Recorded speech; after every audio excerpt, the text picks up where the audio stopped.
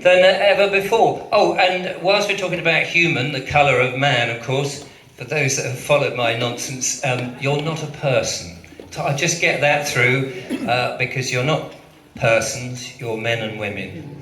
And if you're a boy or a girl, that's what you are. But I just get that out because we do have to be very careful with the language, because as you know, the language is being caught by the dark powers and they do like us using it, and that's how they get the jurisdiction.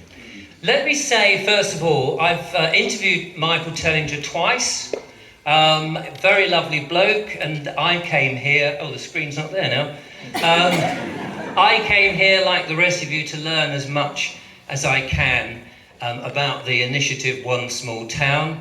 I can't endorse anything because I'm staunchly independent, and I have to stay that way on my YouTube channel with all the wonderful guests that I have. And especially on the law side of things, I get some people talking about how you can battle the dark forces, or the government, or whoever you want to identify them as, the Luciferians, the Satanists, we know who they are, either within the legal system or on the other side, on natural law or common law, if you like, God's law, whichever version of the name. It's so many deviations, or variations, rather, not deviations. I'm sure we're all deviated in our own way. I know I am. And you know that too, having watched my videos. And of course, I'm the baby of the party here. I'm still only 1 year in. Tomorrow we'll light the candle and say, wow, we've been doing this, as I say, for 365 days, churning out the videos, trying to reach people and trying to, I wouldn't say necessarily, I mean, I didn't start by wanting to wake people up. I didn't know that's what I was doing. I was just originally just simply going, I don't understand what's going on. Why do we have these anti-human laws? Why do they want to entrap us? Why is the system always against us? No matter how many times we vote, in inverted commas, these idiots in, they still continually take the piss and never do the things they say they're going to do. And of course, one of the beauties of running a YouTube channel is that people like your very good self, in huge numbers, more than I can actually cope with, will email me and tell me what's going on. And so you go down the rabbit hole and you have a look and you go, oh my God, we're all going to die, aren't we? I mean, if they don't get you here, they've got you somewhere else. They just wear you down with the stress of the situation.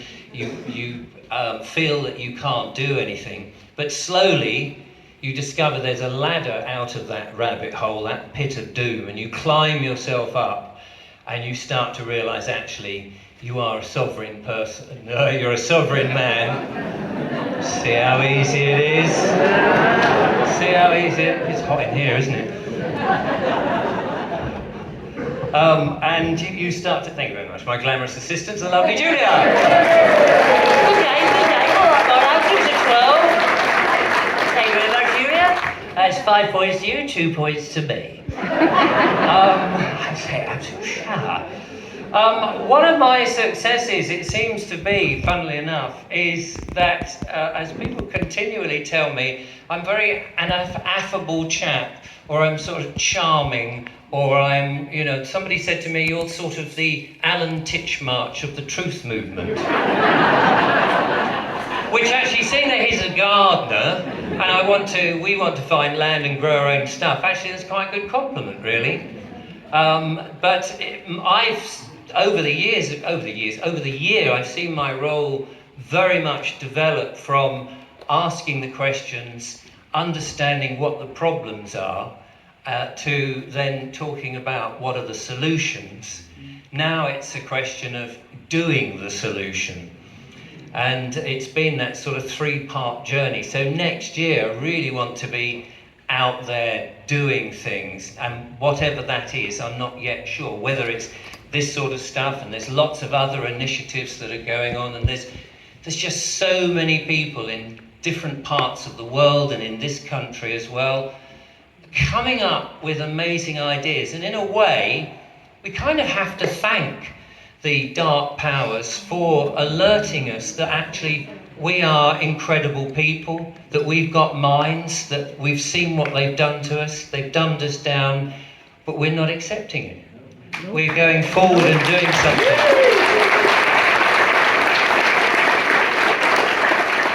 So do feel free to send at Christmas your Christmas card to Santa Claus and say thank you very much, it's very kind of you, but no thanks, leave us alone now, 2024, you can all bog off.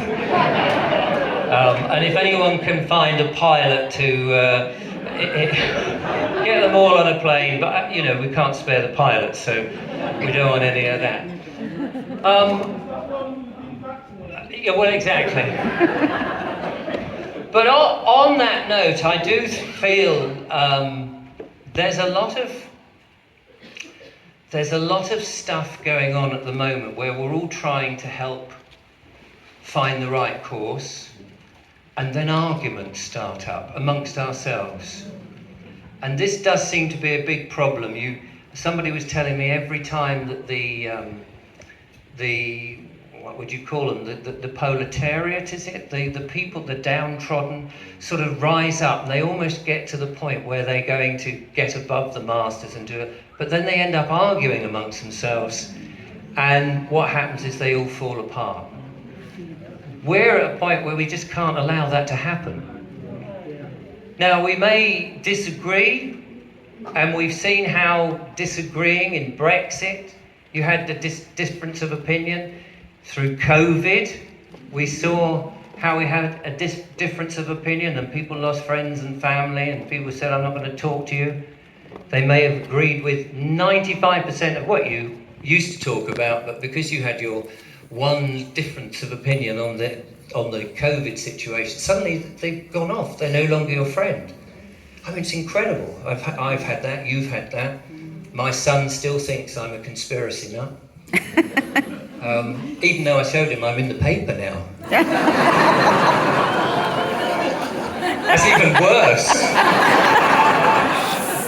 Well, they've got you now, Dad, haven't they? I said, well, I didn't take the you-know-what. Whereas I think he did. Actually, I haven't asked him point blank, did he take it? I don't want to know the answer. I know my daughter did and my other son did, who worked at A&E during COVID. And who told me, he was at the reception at A&E, and he told me when people, this was in Worthing, and he told me, he was living at home at the time, and he told me that if anyone came, you know, with a broken leg or an arm or a bloodied nose, yeah, that's fine, come on in, sit down, because he was on the door. But if anyone came in with a sniffly cough or a cold or anything like that, and they uttered the words, I think I've got COVID. It was like the alarms would go on. Woo, woo, woo. And they were frog marched, no word of a lie, into the car park and told to stand over there, put on a mask, and their names and stuff would be taken, and then they were told to go home. Until, you know, and they said, can you breathe? Yes. Well, when you can't breathe and you're blue in the face, that's the only time you can come in. And the whole world, as we know, turned upside down. And that was a time, you know, it was a time when you just had all these arguments. But we can't really afford to argue now. But arguing is a funny word, isn't it? You can have debates. You can have differences of opinion. And you can argue your point. But I think there's going to be a bunch of people out there who are at the moment slowly beginning to realise that they may have taken the wrong thing. They may have been rather nasty about it to other people, and we need to let them save face because they are on our side. No matter how evil or nasty they've been about and how righteous they were and how stupid we lot were, there is a lot of those people in our world who were so hit by the psyop that, you know, we need to embrace them, and we need them on these initiatives that we're putting together. Yes, of course, it's £5 to ask a question. Otherwise, everyone will ask, yes. So, am I the only person in this room who thinks that vaccines saved the lives of millions of people? Let me ask you. It was a bioweapon. Do you think that vaccines save millions of lives? And do you think I'm the convinced of it. the vaccine in question, the vaccine that we're all, the COVID, There were a variety. yes, and that one in specific has saved millions of lives from COVID. Where will the excess deaths come from? Well, hang on a minute. Hang on a minute. This is. Let's not show any animosity to the gentleman who's brave enough to ask a question. Very laudable, of you to interrupt me, and then to ask that question. I wasn't sure if you were a comedian or what. I don't know what I am. I run a YouTube channel.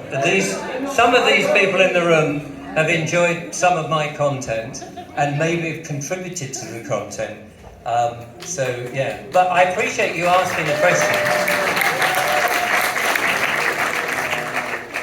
For the record, my three, as far as I know, I think my eldest has taken this thing.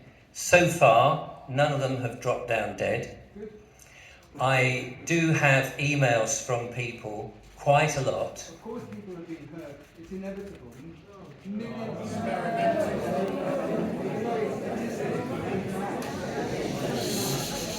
Oh, hang on, the personal assistant is here. Anyway, thank you. No, you've had your turn. Thank you for, what is your name? There we are. He's going to be writing in the Scribe News and Journal on the letters page. I'll guarantee it. Excellent. Well, thank you very much for coming anyway. I hope the afternoon was fantastic. I don't mind those sort of questions because I think it's important that people do ask those questions. I don't think... there are ways of doing it, of course. Oh,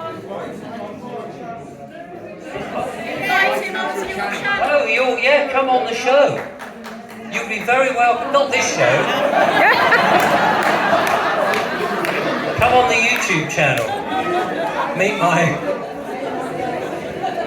Meet my wonderful audience. Anyway, ladies and gentlemen, I don't know what's going on here. Come to Stroud, they said. Well, we're 9 miles south, actually, so it's not quite Stroud. Gloucestershire, it's lovely, isn't it? Yes. Anyway, my simple point was that anybody who's jabbed, who's not jabbed, we've got to come together, we've got to unite, and this is the sort of thing. Let me change the mood and tell you about Biggleswick. So some time ago, I was sitting on my chair thinking 2 minutes before I put the camera on, I need to do another video, entertain all these wonderful people. And I thought, what's it going to be about? I want to tell people about what I believe a way forward might be with the tyranny that we've got, the way the government is being operated, the way certain medical interventions have been forced upon people, the psyop that has been created. Obviously, anybody was at liberty to choose that medical intervention, but it did seem rather heavy-handed, and a lot of people thought, hang on a minute, I've got some common sense here, this doesn't seem right. But so much tyranny was coming on, and we've seen the digital IDs, the CBDCs, and the 15-minute cities, and all these things. We all know all of this. And I thought, what is your solution then, Richard? What is your idea? And I've been reading, for the last 5 years, I suppose, lots of old books from the 1900s, 1930s, about farming communities. I'm fascinated about farming in the old ways, not the monoculture that we see in the fields as we drive home from here, but the old, smaller fields, not the earlier bits with the Neolithic, not the Neolithics, but the early strips and things like that, where it's very much more open. But the traditional chocolate box version of England that I was brought up on in the old English black and white Ealing comedies and things like that, which does, whether it's artificial or not, I don't know, because I wasn't around then, but it does touch my heart. And you read these books of the old ways that people had those communities. They had their 15-minute villages. They had the butcher, the baker, the candlestick maker, they had the squire and the reverend at the church, they had the landowner, they had small little farmsteads, and they all helped one another and they got on. They didn't travel terribly much. They might have gone to another town to look at the sheep or the cows or whatever it was they were going to bring in. They had a fantastic time. It was hard, yes, of course. They didn't have all the wonderful conveniences of Netflix and television changes, remote controls and the internet and all of that, and penicillin and things like that. That's very true, but there was something in their lives that brought them and kept them together. There was a certain pride, a sense of place, roots, their work, their ethics, their morals, and their moaning and groaning and grumbling and complaining, you know, very, very English. And I thought to myself, well, we're so far from that. We're losing it daily. And you know, in Sussex where I am, and you drive around and you see farmland being built on by these mean little houses with horrible architecture. You know, it's like 4 different designs, plop, plop, plop, plop, plop, plop, plop, plop. No gardens, barely any parking, nowhere for kids to play, or if there is, it falls to bits within 6 months. Like a prison, except for you can't see the razor wire. You won't need the razor wire, of course, not with all the cameras and the 5G and everything else trying to keep them in. And still they're building them. Now, I know that, as people always say, oh, but Richard, we need housing. We've got to have housing for all of this because, you know, the villages that we've got that was a community are now full of rich people and big cars. We came through a village last night and camped in the van that we've got, a little transit van which we've made into a camper van. Came from somewhere last night, in the middle of the night, didn't know where we were, but came through this village, thought, oh look, there's a lay-by, we'll park there. Woke up this morning, freezing cold. It must have gone to about -1 or -2 last night, but Julia's very nice to cuddle up to. And we came out and we were in this beautiful village, beautiful Cotswoldy village. I don't know if it is the Cotswolds around there, but yeah, this sort of elliptic limestone, beautiful slate roofs, and a little river going through, and these absolutely gorgeous. And some of the properties were quite small, in a terrace at one part, and would have been farming cottages and things like that. But millionaire cars outside the front now, and barely a soul, other than visitors, a lot of walkers, but barely a soul. And I'm reading a book at the moment called The Lost Village. I don't know if you've heard of it. It's a brilliant book, and this guy is going around looking at villages, and he's going, what's happened? This was in 2009, and he's going around going, what's happened? Whilst there is a ski resort here, a plastic ski resort, or there's lots of sort of modern stuff, and there's commerce, there's a word for you, there's a lot of commerce going on, but there's no life. The life seems to have gone. So I thought, well, what would Biggleswick be? What is this place, in my mind, the ideal place? Well, firstly, we'd strip away all the 5G and the surveillance. If you've got a large shop like a supermarket, I wouldn't be selling highly processed food that's designed to, well, if it's designed to do anything, it's designed not to keep you healthy because it's stripped of minerals and vitamins and nutrients. I wouldn't be spraying my the vegetables on the display there, with especially Bill Gates' appeal, anything by Bill Gates, that's, you know, it's been in the fridge for ages and it's got a shelf life of 1,000,000 years, and you can't burn it, you can't do anything, can't digest it, obviously. It probably comes out whole, I don't know, I haven't eaten it. All right for bananas, but some of those big oranges. Don't worry, we're building new holistic health places to deal with any problems of that nature. You won't have to go to your GP for a suppository. So, I know, smut.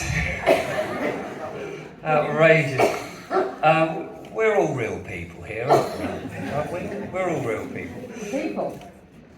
Well, we can be people, we're general people, I think. We're not persons. We're men and women, exactly, absolutely. I know, I'm trying to, get this. I'm only a baby. It's when you get those people who are seasoned who are saying it, that's the ones you can slap. Say, we're not a person. And, it's hard. We've been brainwashed for so long. So Biggleswade, I thought, well, I want to get rid of that corporate Britain. We're just run by corporations. How has that happened? I mean, in the early days, corporations seemed like a good idea. You could invest in something. If you were a shareholder, you get a bit of money back. If you're retired and what have you, can't work, at least it helps you pay the mortgage and help the kids and those sort of things. But now it's just out of condition. It's just the whole capitalism thing has gone way over. I mean, I'm all for people running a family business, getting it in with their family, employing a few people, helping people in the locality, and that sort of thing. And maybe if you're in a village and you've done very well and nobody else is going to open another similar store at the other end, then that might be good. I'm sort of against a big corporation like Deathco coming in and putting every town in the country, or McNasty's burgers, and the coffee shops, and where's the fun? Where's the point in travelling? I noticed this when there was, do you remember Richard's shops? Yeah. With all that nice underwear. Do you remember? Stop mucking about. The Richard, now I only used to know that because obviously mine is Richard. My given name is Richard. And I would see that, and then I would go travelling and go, look, there's another, this is not funny, we used to have one in our town. Yes, sorry, Richard, they're in every bloody town. And then I realised it was, Woolworths, you remember? Yeah. The wonder of a Woolies Christmas. Yeah. That's the wonder of Woolworths. Power of advertising. We've all been brainwashed. And I would love to, when you go to a certain town, I used to have a girlfriend in Shrewsbury, or Shrewsbury, depending on how you want to pronounce it. I know. Don't talk to me about Leominster and Leominster. And there's loads of independent shops there. It's very nice. There's a few brand shops down, I forget the name of the road now. But isn't it wonderful to go into these small independent shops? I know they're a bit more pricey because everything's made in China and in a sweatshop, and we're so used to buying things so cheaply we don't actually think about how that t-shirt or that shirt's been made. We don't really have any respect for the poor people in the sweatshops doing that. So, we just, it's nice and cheap. It's only a £5. Gosh, blimey, I couldn't make that. Well, that's a kind of a giveaway, isn't it, really? But it's so nice going into those little smaller shops where people know the product. When I used to buy cameras, I've been into making films and stuff for a long time, and my first camera was a Zenith E. Yes. Do you remember those? There you go. A 35mm camera. And my dad had a Zenith, so of course I had to have a Zenith. Bloody heavy thing. But you'd probably drop it from a multi-storey car park and it wouldn't break, It was a Russian-made thing. And you go into a camera shop in those days and you'd ask, and the person the man or woman behind the counter knew everything about it because they were passionate about it. It's their business. They knew about it. I don't know if Dixon's is still around, but I remember the last time I went to Dixon's or Curry's, which was a long time ago, and it's like, Yeah, I've got one of them. Do you know anything about it? Can you tell that? Yeah, it's 32 meg, and yeah, well, I can read that. We've lost the passion in our traders and things, and so for me, Biggleswick, that's one of the aspects. We need to get people who really believe in the things that they're making and the things that they're trading in. The other thing is, if you go back in time, people used to do their own entertainment. They used to be creative. They used to gather around the piano and they'd all get round there, sing out of key to an untuned piano. But they'd have a good old laugh, play the fiddle, play the guitar, whatever it was. And they'd have a good old laugh, they'd sing and be part of it. Instead of switching on the telly and somebody else, pitch perfect, thanks to Pro Tunes or whatever it is, and watch people get nil point. Or at the top of the pops, now then, very busy man. Oh yes, we don't want to talk about it. But we've offset our entertainment. And then when we buy things, I made a really naff coffee chair about a year or so, a coffee table about a year ago. I'm not a carpenter at all, and I built this thing. It's in the front room, but I'm immensely proud that I made it. People can come in and go, what's that what I saw? But I didn't get it from that flat pack place in Sweden or Switzerland or wherever it is, and get one of their funny, what is it, the cakes that they give away? Oh, you don't know what I'm talking about. I don't want to mention the name anyway. What is it? Meatballs, aren't they? In that flat pack place that you have to go in one way. It's almost like they knew COVID was coming, didn't they? Because they steer you around in this thing years before. Very clever people. I had a go at making things. My kitchen is very 1940s. If you've seen me do a piece in my kitchen, it's got a Belfast sink. And it's just, I hate all this modern stuff. I'm a bit old-fashioned really, I love that sense of getting back to basics. I have a wood-burning stove. They're not going to take it away from me, thank you very much, and give me a smart meter, thank you. Definitely not doing that. And Julia and I will sit in the kitchen, and sometimes we'll make food as well. But we'll sit in front of the fire. We'll sit in front of the fire and just relax. Get away from the screens, get away from all the things and all the emails that are coming in. And we would sit there and have a conversation about all sorts of different things, perhaps about the horses that she's desperate to have on the land that we've got. We're manifesting the place that we want. We talk about, how it's going to look and what we're going to grow, and sometimes just lose ourselves in the fire. We don't watch the television. We don't let other people give us endless entertainment for no reason. Yes, we watch other YouTube videos, but not as much as I used to, actually. I'm moving away from a lot of this stuff. That's no reason to unsubscribe, by the way. just make that 100% clear. No reason to unsubscribe. For me, it's a simple life, and my vision for the new world, the new way of doing things, is to push back against the way we've just allowed the government to do everything, to take back control for ourselves, whatever that is, in whatever way. And there's so many different ways that they've allowed us to do that. And the biggest thing is we've got to know who we are, absolutely. I had a chap come down from Buxton, whose name was Dean of Buxton. And he drove down, he said, he was telling me I wanted to do stuff on common law, and I said, oh, okay, I'll set up a Zoom thing. He said, no, I'm not going to do it on Zoom. I said, well, I don't know when I'll be up in your area. He said, I'll drive down. 5 hours it took him to come down. He came down and we filmed it. It's on the recent. And he said to me something which was very profound, and I hadn't thought about it before, and I'm going to use it now myself. He said, often people say to him, where do you live? And he said, I live in my body. I live in my body. And I thought that is so true. So although I have a house, I stay there. Last night I stayed in my van. I might stay with some friends, but I live in my body.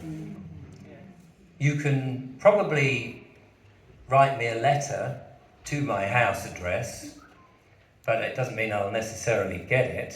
You can send me an email and you know I won't get it. Or I won't answer it. No, I will, I do try. But yeah, we've got to know who we are. So you may have noticed I've started saying in the show that I understand myself, I am an unnamed spirit residing in a body of flesh and blood. Because I don't really know what my name is. My parents gave me a name. Then the state decided to attach a family name and called it a surname, and captured what they think now is this stock, that I've become a stock, and that they've now floated that through the birth certificate and all of that, and created this legal fiction. And the way I think about that is a role that you can play if you want to, but you don't have to. So it's like, Shakespeare said the world is a stage and the men and women are only merely players. So if I want to be Richard Vobes, I can play act at this dead fiction to my advantage. Not always to my advantage, if there's a police car flashing me down or whatever. And then I just say, "Good morrow, I saw you gesticulating just now. Are you in distress?" No, sir, I want to speak with you. "Oh, you want to converse? Very well, sir. I am more than happy." "Well, sir, no, you don't have to call me sir, because I am not your servant." Yes. "I am not your servant, but pray continue. Are you the driver of this vehicle?" "I'm sorry? Are you the driver of this vehicle?" "Oh, you're pointing at my conveyance." "I operate it, if that's what you mean, but I'm not a driver, you see, I don't do commerce. Do you understand?" "No, wait a minute, I say that." "Not this time." If you didn't get any of that, then there are some things you're going to need to know. I can't remember how I got there now. I drove, yes, thanks. You see, we used to have drovers. We used to have drovers that brought the sheep and the pigs and the cattle and stuff. They're okay. They used to drive, they used to walk with them, didn't they? Very often they would sleep with them and pick off the fleas the next morning, no doubt, I'm sure. But they were nice days. So for me, Biggleswick is getting back to something that is real, something that means stuff. As I said at the beginning, I'm very much independent. I'm slightly nervous about groupthink, organisations that are manipulating people or potentially can.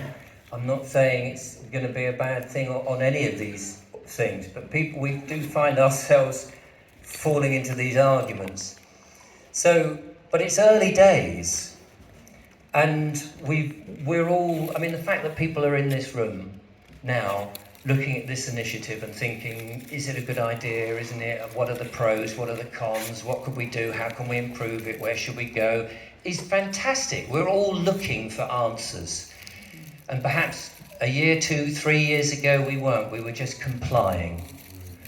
And we're at that, we're taking the baby steps to take back the control, to take back the responsibility. And that in and of itself has got to be applauded. And we will find the right ways of doing things. And there'll be this way for some people, there'll be that way for other people. But we're all on the same page. That's not the page that the Vatican has with the four corners rule. That's a different page, a different lesson to. I'm learning all of this. And the thing is, I have to talk about it, otherwise I'll forget it. I just have to keep spouting about it. I'll bring this to a close to say thank you very much for those people who do watch my channel. Thank you more to the wonderful guests and the audience that suggest things, teach me things, show me things, send me on unusual journeys. I cannot thank you enough for all of that.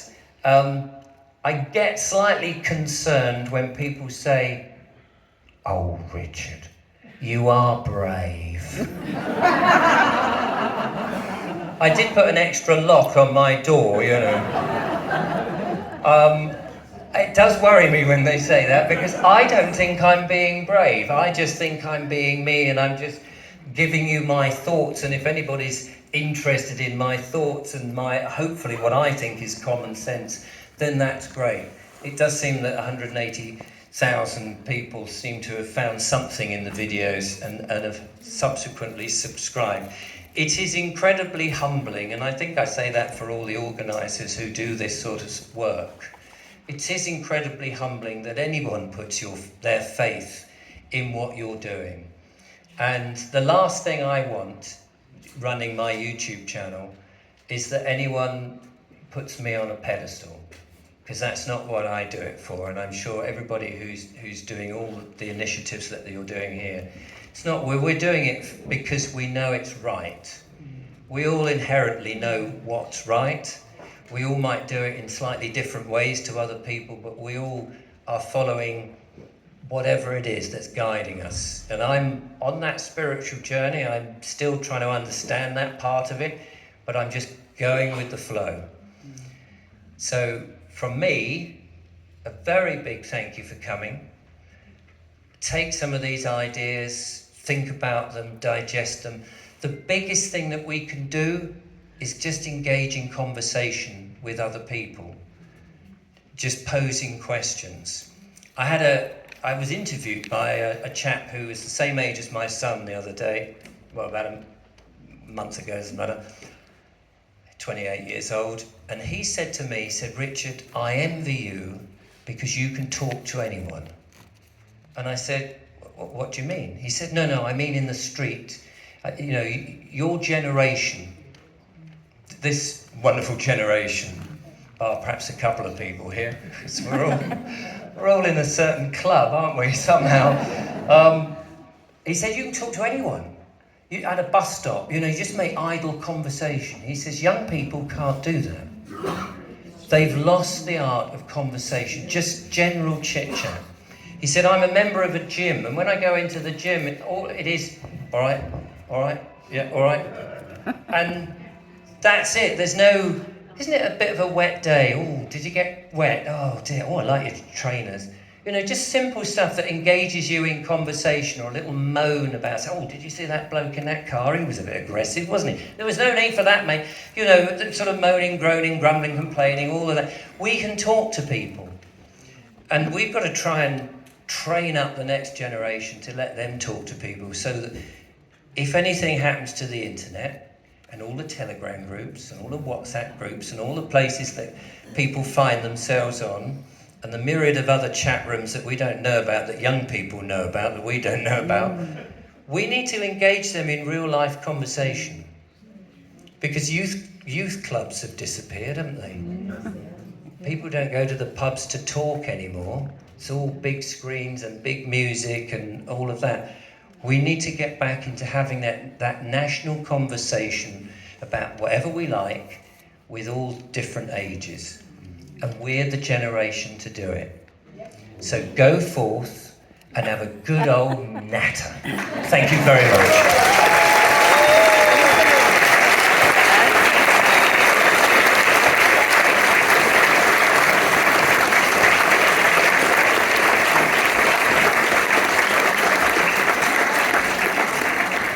Thank you, Richard Biggleswick, and his lovely assistant partner, Julia. Thank you.